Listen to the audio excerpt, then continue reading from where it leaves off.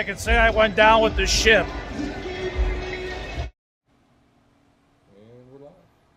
Welcome to the Stellar Show, Fayette County TV, Channel 77, Q Call and Breeze, live with myself, Ken Philibom. Back from a week off, Fayette Friends of Animal alum, the Duke, and Stellar's Collectible Shop inside the Uniontown Mall owner, Victor Malik. And before I give it to Victor to do some ranting, I want to give a special thank you to Mike Kelly Toyota, where it's about trust. With a wide range of autos to choose from, we make your car buying experience enjoyable. Come see why generations have chosen us for their automotive needs. And speaking of needs, a need was addressed Saturday. Ooh. Go ahead, sir. The Penn State Nittany Lions finally did the unbelievable, and they sacrificed $50 million to get rid of $48 million to get rid of James Franklin. The chair's squeaking, just like he is getting on a plane leaving town. Yeah. Something that was unexpected but needed to happen. Yeah, and you know, let's talk that money part first. So I do believe it's pretty much been confirmed by everybody at this point. So you hear $48 million, but he has to apply for coaching jobs, or he has to apply for TV jobs to collect that. It's like $666,000 a month through the end of 2031. Good for him.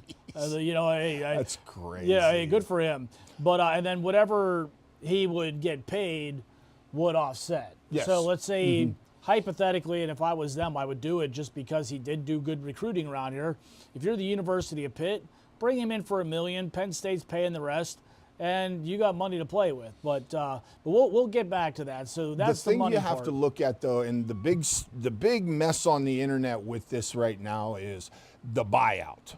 And what you've got to realize, folks, is Major League Baseball, everything is guaranteed. This contract that Franklin had was basically just a guaranteed contract. Absolutely. When you look at it, it's no different than what the Pirates have with Brian Reynolds right now. They have to pay him a sum of money that was agreed to. The thing about the colleges, they're a little bit smarter, is Franklin gets a job somewhere else. Someone pays him $5 million. Now you're only in for X amount Yeah, over yeah. top of. Yeah. So the colleges do it better than Major League Baseball. Congratulations to them on that part. Actually, when it comes to coaches, that's pretty much the case with a lot of these guys. You know, like, because then, I mean, that's happened. Eddie Olczyk with the Penguins. I think Cowher still had some time on his contract when he retired in CBS, whatever. So that's real common with coaches at college and NFL and Major League Baseball and whatnot. So, but you sneezing, bud. So, but yeah, he's allergic to something, and it's maybe it's winning like Franklin, huh? And in some ways, I would like to congratulate James Franklin on resurrecting the program. Taking the 12 years to build it up to something. I think I'm going to start. Yeah, absolutely. I think James Franklin's biggest mistake was he forgot who he was a year and a half ago. The problem he had right now is he was on his way to becoming Nick Saban, where he stood at the draft and his first round picks, he met them there or he went to their houses. Bringing back Drew Aller, Nick Singleton, and Katron Allen, it's nothing against the players, but those guys should have moved on. And had they moved on, you wouldn't be blaming Franklin, you would be blaming Drew Aller right now. Yeah. If you look at it that way, it would have saved Franklin's job because he would have been resurrecting a program that just put 3, 4, 5 guys in the NFL. Speaking of Aller, I think he worked on his limping to save his draft status. A lot of people were saying undraftable right now. Well, you know, he'll apply for a medical red shirt. He'll probably leave Penn State because I don't think that they want him back at this point.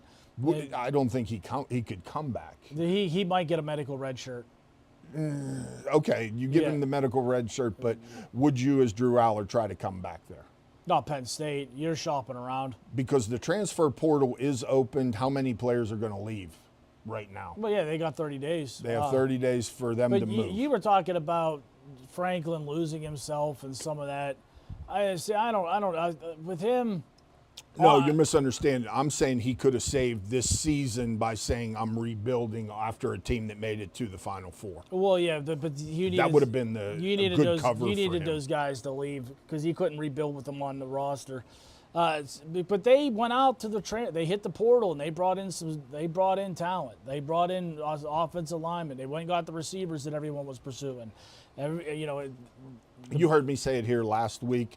No college has done more for a team to help it win than Penn State. $600 million plus into the stadium, transfer portals, NIL, the big boosters, the big donors. Franklin got stale to a degree, and I hate to bring this up, but it's a part of this, is it was becoming similar to Joe Paterno at the end. Very close. It was similar. But you know what? When you say about him bringing the Penn State back, you know what? O'Brien did more for Penn State than Franklin, and I really don't care who I just offended by saying that. Because Christian Hackenberg was the top quarterback in the country. Penn State was facing all those scandals. Somehow, without NIL, O'Brien convinced him to come here, and that's more impressive than anything James Franklin did. If Bill O'Brien would accept the position, would he be on top of the list? I think he might be a candidate, but he burned some bridges with some some of the money guys the last time around. So that I know that's going to be factored into this. And like we talked off air, like the money guys is where it's at. I was talking to someone, I won't say who, and I just hypothetically let's say their boss gave $100 every year. This said person overheard a conversation where, hey, if Franklin's back next year, you're only getting a check for 20. So, and that's just one booster. There's a lot that have that same mentality. I think Sandy Barber just kind of, hey, you know what? The money people want this guy gone. The fans want this guy gone. This program's going to fall apart. And here's another thing that gets overlooked. You're talking to one of 96,000 season ticket holders, whatever. I could not give my other ticket away Saturday. I couldn't give it away. I couldn't get nobody to come in the car, ride up with me, just to tag along, right? Now, granted, I always have a good time when I get there. I catch up with the Sages and whoever. But the point is, if they went from like 100,000 people to 60,000 people in the stands, that's not just affecting them. That's affecting Center County. Center County, the Big Ten Network, everyone. Which something you got to start paying attention to. I alleviated to this when we did the NIL show a couple months back. There's a thing now called the Big Ten Enterprises, which is a private equity firm that has been created by the Big Ten using, believe it or not, the state of California's pension fund, which is going to pay the Big Ten $2 billion next year if this becomes ratified. This is the professionalization of college athletics. That's why you needed UCLA and USC. Yeah. And honest to goodness, that all move. makes sense when you do this. But you're going to have an influx of $2 billion into just the Big Ten network itself, which makes the Franklin buyout even seem more like peanuts. And then when you break it down that you're cutting a monthly check instead of just one big lump sum that was reported by some amateurs. I don't know where that came from, but there was no one reputable was putting that out there. So, but that aside, yeah, it was. I mean, we could go on and on. It was time. I mean, nothing good was gonna. I mean, I told you one conspiracy theory I heard from the booster was they were afraid that, you know what, no different than Penn State with Narduzzi. A lot of these schools love Narduzzi at Pitt because he's not a threat to them when it comes to recruiting. Ohio State and Michigan look at Penn State the same way. They got to the point where Franklin was not a threat to them. Ohio State could have arrested some guys. They got injuries like Aller, sat them, and then you know what? They could have afforded that loss to Penn State, and now Penn State's stuck with Franklin. So they needed him gone before. Like I said, without putting too much out there that I'd heard beforehand, they needed Franklin out of there before they played Ohio State. And interim coach is, what's his name? Smith. Yeah. So he's been assistant coach for a period of time. Since 2011, I think? Yeah. Assistant head coach for a while now. Yeah. So he knows the system. He knows the program. Those players. The point I want to ask you about the most is how much did the loss of Kolenicki was Tyler Warren with the offense? Because to me, Kolenicki is trying to do a whole lot of fancy stuff, and Bo Perbolo as well. How much of last year's success was Bo Perbolo? Congratulations on almost beating Alabama, by the way. Yeah, right. Missouri is a program on the come right now. Yes, sir. But I think this is the face of Penn State's offense was changed by the loss of both of them. And you became a bland offense that tried to use too much of the nonsense of no huddle. Well, that showed in the playoffs. Without Bo in the lineup, they lost that element. I said it last year at the time, and I stand by it. Penn State does not beat Wisconsin if Drew Aller's not working on his limping and Bo Perbolo comes out in the second half. Yeah. I really believe that. And, hey, keep working on that limping. Speaking of Perbolo and all of that, some of the names that are being thrown around for Penn State's position, one is Win Street or Wine Street, Win Smith. The coach of Missouri, which if he comes, Perbolo comes with him. Probably. Which I thought Bo was unless he goes to the NFL. I always thought he was coming back this year. Yeah. Next year, 2026. But he might be bringing a coach with him. And that wouldn't be a bad move. Because Missouri is, like we said, a program on the come right now. Signetti from Indiana would probably be the biggest name you could get right now. I mean, all those names are out there right now. I even heard Ryan Day is a possibility. Hey, you know what? Money talks. If you got plenty of. Personally, I think his next move is the NFL. I mean, there's not a lot of coaches who make that jump successfully. That would be one that not Harbaugh and Pete Carroll are the only two that really come to mind. I think he could do it. Okay. I'm just saying, like, if someone, I think Jimmy Johnson. No, that's I mean, but they're few and far between to validate what you're saying. Well, speaking of Ryan Day, the Heartline kid. Yeah, he's rumblings. There's rumblings there, and But I'll say this: if I had to put my list of three out there, Matt Rule's going to be in play no matter what he's saying and what anyone else is saying. That just fits naturally too well. Signetti, boy, that one's interesting. I would not be opposed to it. I just don't see it happening. My pick is Manny Diaz. Bring him back from Duke. One reason I say that, yeah, right. But with Diaz, a lot of the current talent that's there right now, Manny recruited.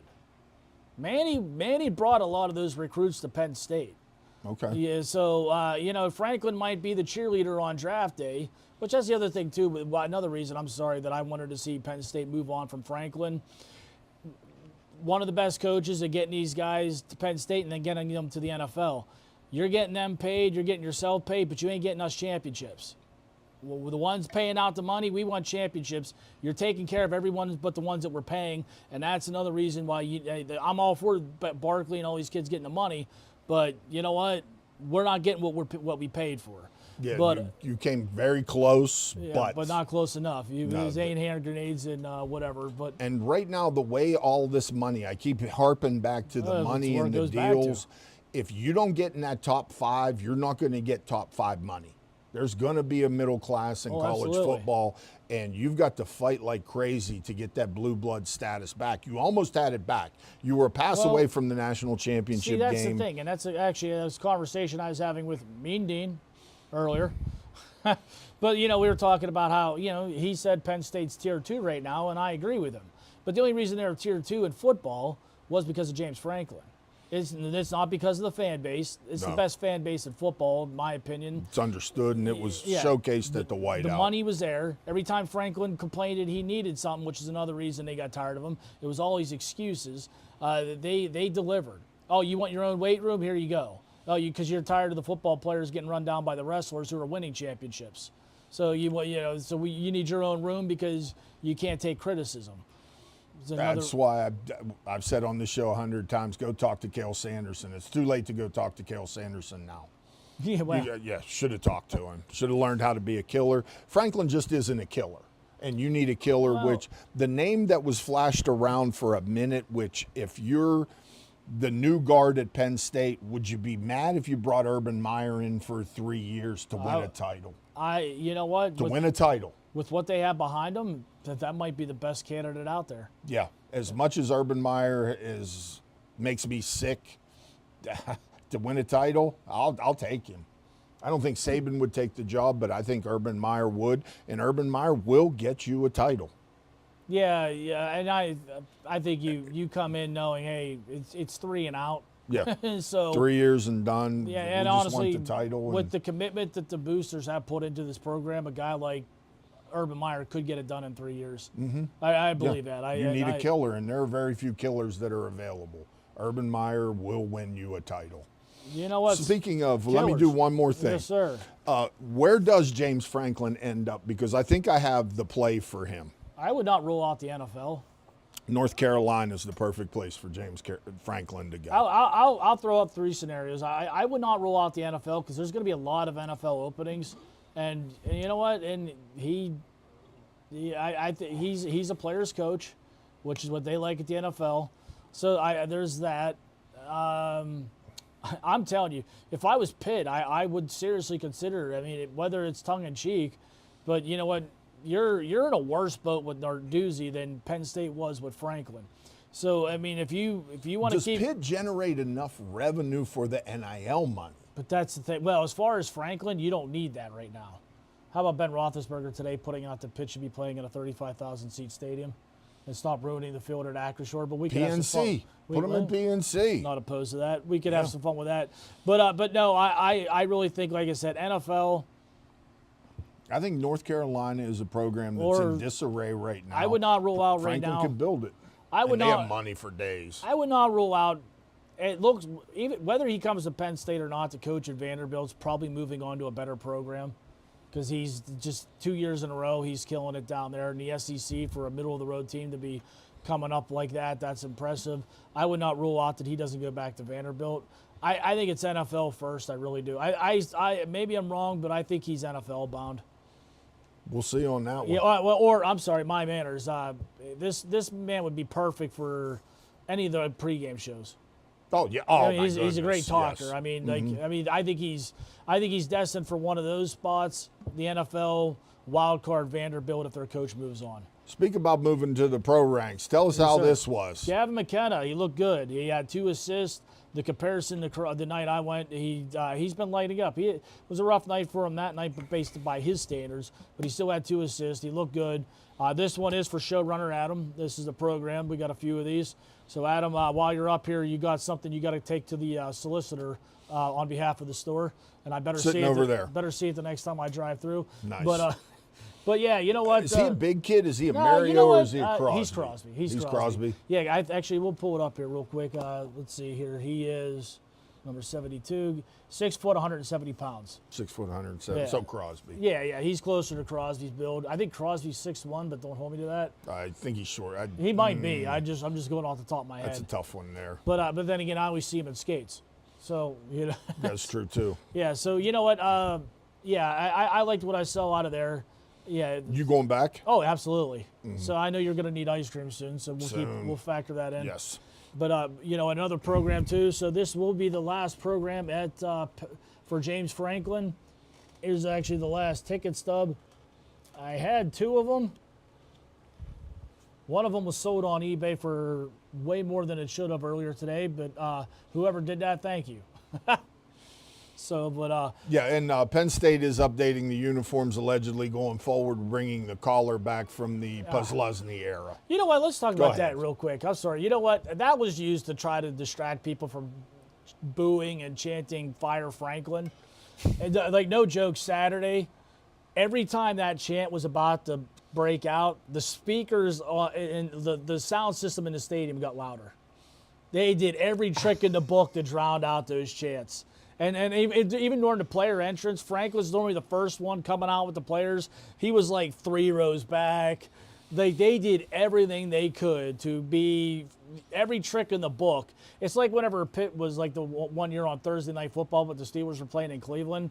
They made sure you did not see them shoot past the first 3 rows. Camera stayed flat level on that Yeah, one. right. So I'm sorry, I'm getting off track. No, you're good on that part. You know. Any final thoughts on Franklin and Penn State? I said it before. It was a great run. I've enjoyed a lot of it. The heartbreak comes with the good parts of it. That program was in absolute disarray back 11, 12 years ago. He did do a more than adequate job. He did a good job, but I think people are underselling what O'Brien did before Franklin got here, because O'Brien was Coach of the Year the one year. Yeah. So I mean, O'Brien in the NIL world, Franklin was a good guy with the NIL world. He was a good kid with recruiting, a good guy with the kids with the recruiting, and I think that was the death nail to him, is kids decommitting up there. Well, and that's all these programs, and that was a fun one. Once you start losing the 5 stars. And I'm glad you brought that up, because that's another part of this too that everyone's overlooking. It's not all about this is the program I want to play for. It's more about this right now, and boosters and donors are calling up and saying we're going to be giving less money if this guy comes back. Now that 4-star linebacker you told you were going to give $300,000 to, now you have to say, hey, we can only give you 100. Or I want to play for a national championship with you. I'm a 5-star. You don't look like you can get there. I'm done with you. That's a like big that problem, too. 5-star running back decommitted on him. Yeah, right? Yeah, if they would have beat Oregon and been on that trajectory, guaranteed he's still coming there. Yeah. Still coming there. So, you know what? So momentum in college football, and as well as anything, is that important. While I was up there, I stopped, and we could take this into the NFL. We got us one of those sheets packs. You'll like this conversation. They actually threw Mahomes on the front. Well, I'm glad you went there. I'm digging through like what's on the rack, right? And the girl working behind the counter makes the comment, hey, I have a whole box of these back here if you want to look through those. If there's a better one you're looking for. And I go, ma'am, it's probably better that I find the worst one you have for where this is going. So we got Mahomes on the front. We got Edger and James on the back. But that's a nice Mahomes. Yeah, it's select. Yeah, legitimate. You know what? I can already tell it looks like there's a bunch of 90s tops football in here.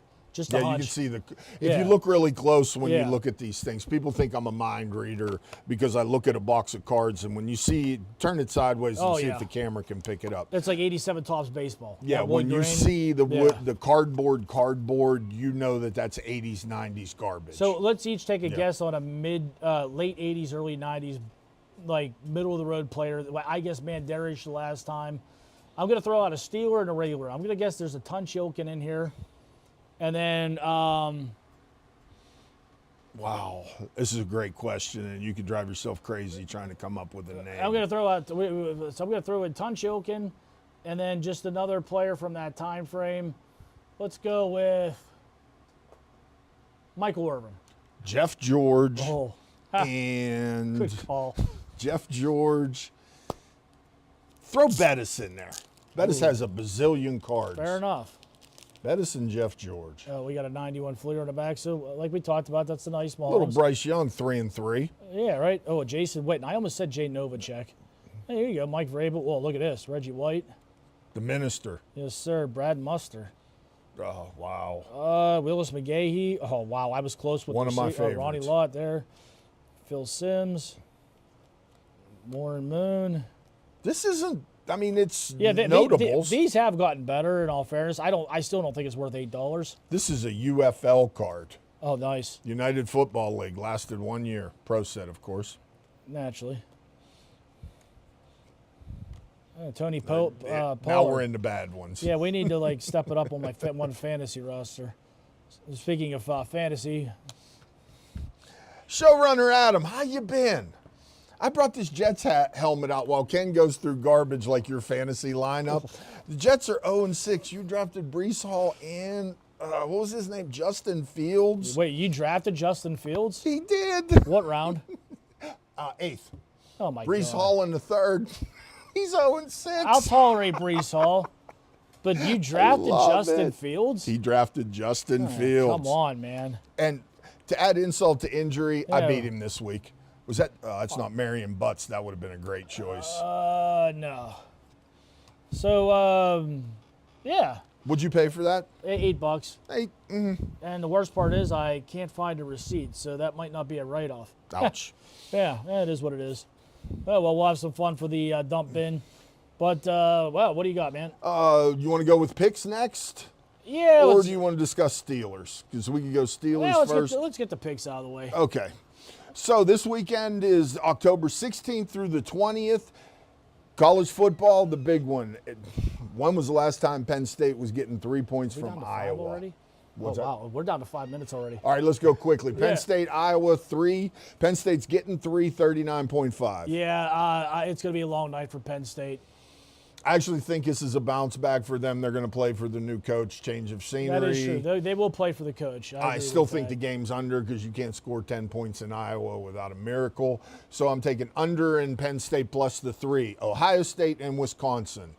So I had the under in that game as well. But this game, I'll take Ohio State in the over. Ohio State in the over. I'm going to take Wisconsin to cover and go over in this game. Next one is Michigan State's playing number 3 Indiana. At Indiana, 27.5 point spread. Michigan's getting 52.5. I don't think Indiana's covering that, but the over hits, but they don't cover. I think this is a barn burner, and it's a close game, and they probably score 80 points in this game. So over in Indiana. The big one is Ole Miss, number 5, going to Georgia, number 9. And Ole Miss is getting 7 points on the road. Lane Kiffin's team's 54.5. The over. The Rebels are going down to Georgia, huh? I'll take Georgia, and I'll take the under. I'm going to take the 7 and go over. Is that 54 or 34? Yeah, 54. Oh, yeah, I'm taking the under. So going quickly, we go into the NFL, which there's not a lot of games this week of any value. There are, though, 11 teams in the NFL. Talk about parity, Pete Rozell's plan from years ago. 11 teams in the NFL, counting the Steelers, are 4-2 right now. You only have 2 5-1 teams. That's Colts and Green Bay, and the Jets are 0-6. As well as Adam. Yeah. So I'll go Steelers and over. Steelers giving 5.5 to the Bengals to Joe Flacco, 43.5 under, and the Steelers. The Dolphins are playing the Browns. Dolphins are giving the Browns 3, 40 is the over. Yeah, I'm taking the Browns and the under. I'm going exactly with you on that. The Ravens are on a bye this week.